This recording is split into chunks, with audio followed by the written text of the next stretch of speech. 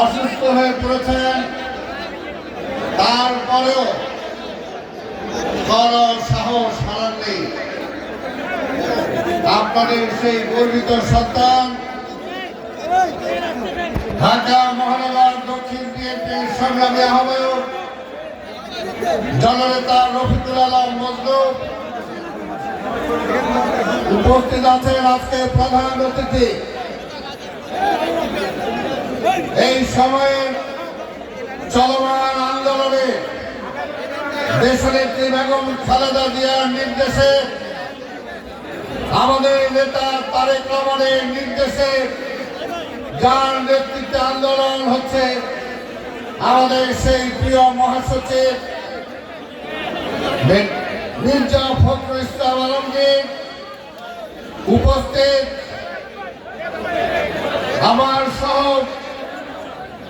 একসময় আন্দোলনের বন্ধু বীর মুক্তিযোদ্ধা ডিপি জেনারেল উপস্থিত আছেন, শিবল বিশ্বাস আন্দোলন সংগ্রামের নেতা, বৃহত্তর নোয়াখালীর কৃতি সন্তান এনি চৌধুরী সাংগঠনিক সম্পাদক সাবেক সহ অন্যান্য নেতৃবৃন্দ, সমবেত ভাই ও বোনেরা, আসসালামু আলাইকুম।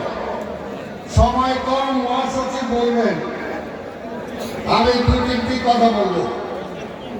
এই যে মজদুর কথা বললাম, এখন কালকে পত্রিকায় দেখলাম ওই আওয়ামী লীগের টাক্কুর কামরুল একটা মন্ত্রী আসছিল না এক সময়, ওই টাক্কুর কামরুল কইছে যে আমি তো নিউ মার্কেট থাকি না, আমার মধ্যে মামলা হইল কেন?